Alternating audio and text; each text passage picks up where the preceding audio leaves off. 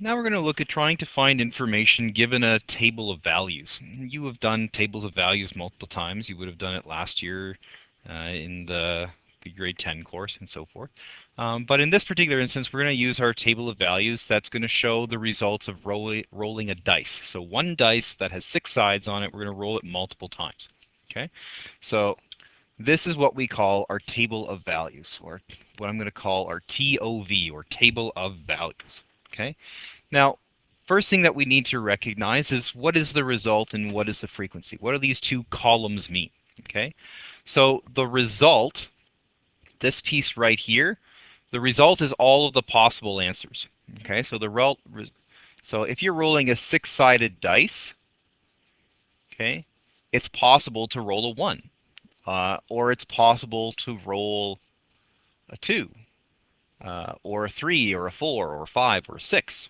Okay, so the result is all the possible answers that are included. The frequency is the number of times that you come up with that answer. Okay, so number of times. Okay, so the number of times that you roll a 1 happens to be 5 times. The number of times you roll a 4 happens to be 4 times. And the number of times you roll a 6 happens to be 3 times, and so on and so forth. Okay, so if we look at question 2a here, it says, what is the total number of rolls? Okay, well, the total number of rolls is not found in the results section. Those are the possible answers. The total number of rolls is actually the number of times that the dice was rolled. We're looking at the total frequency. And when we're totaling the frequency, what that means is we're adding that thing together. So 5 plus 2 is 7. 7 plus 6 is 13. 13 plus 5 is 18. 18 plus 4 is 22. 22 plus 3 is 25. So in grand total, the dice was rolled 25 different times, okay? And then each time it would have come up with, varying results. Okay? So as we're going through, we now have the total number. Okay? And remember, the total number, that represents 100% of the rolls. Okay? And so when we're looking at question 2b, it says what percent of the total number of rolls resulted in a 6? Okay, well, how many did we get? Okay, so this is actually a fraction. Okay, so we're looking at the part, and then it's divided by the whole. Okay, that's all a fraction is. It's a small part divided by a whole. Okay, in this case, for question 2b, it says what's the percentage of the total number of rolls that you get in a 6. And you may recall when we looked at converting from fractions into decimals and decimals into percentages, that all 3 of those forms are equal to each other. Okay, 1 over 2 is a half, okay, as a fraction.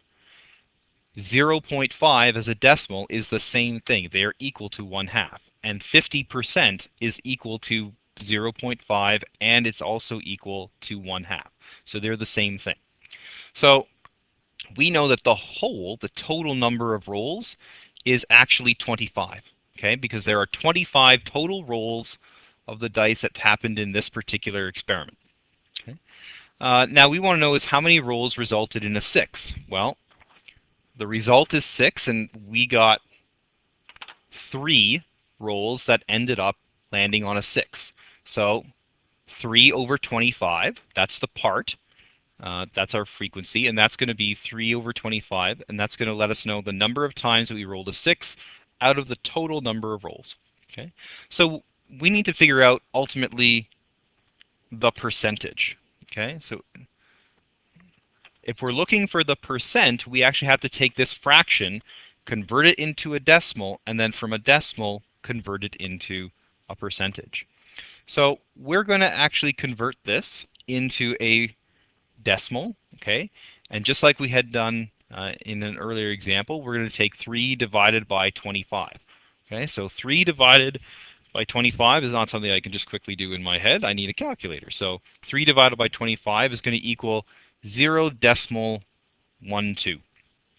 Okay, so I've just taken 3 divided by 25. That's where this came from. So I did 3 divided by 25 is equal to 0.12. Okay, Now what I want to do is I want to convert my decimal into a percentage. So just like we had done earlier, in order to convert from a decimal into a percentage, we have to multiply the decimal by 100. So 0.12 times 100 is going to give me 12, okay, or 12%.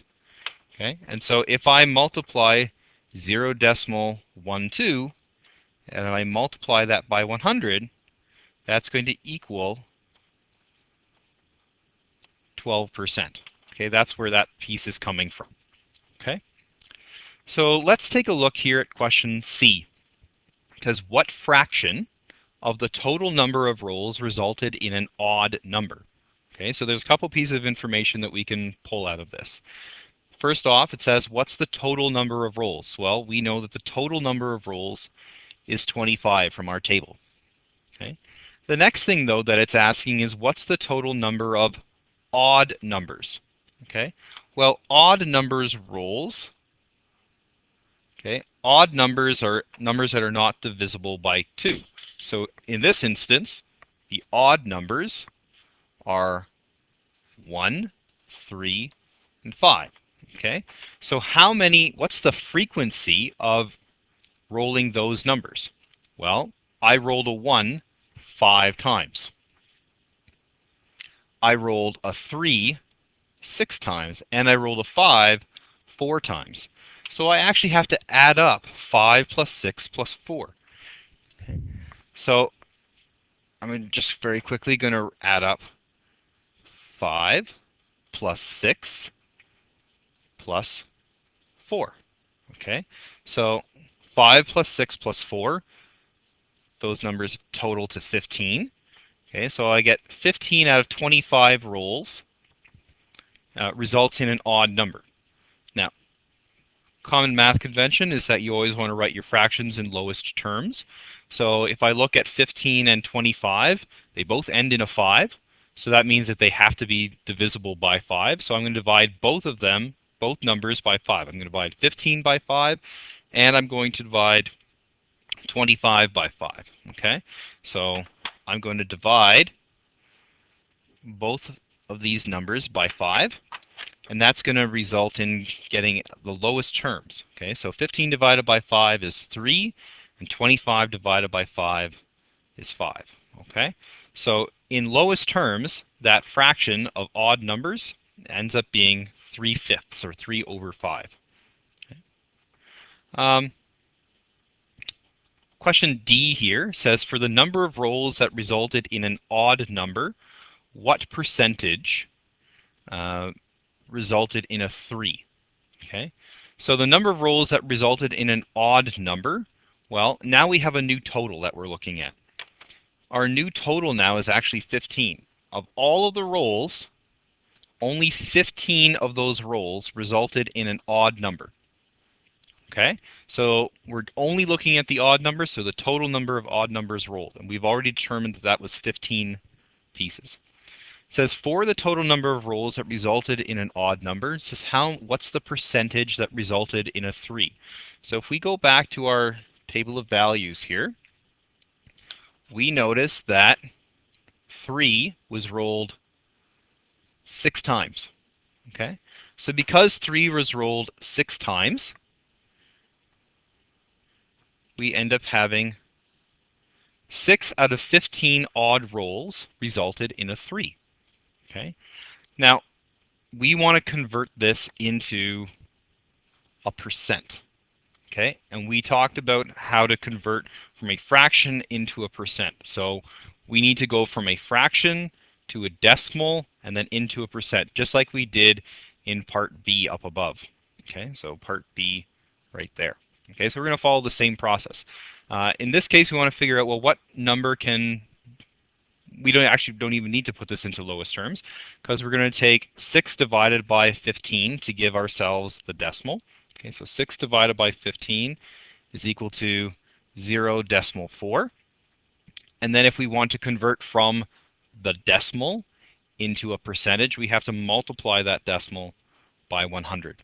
Okay, so 0.4 is the same thing as 40%. So what that means is that 40% of all of the odd rolls resulted in a 3.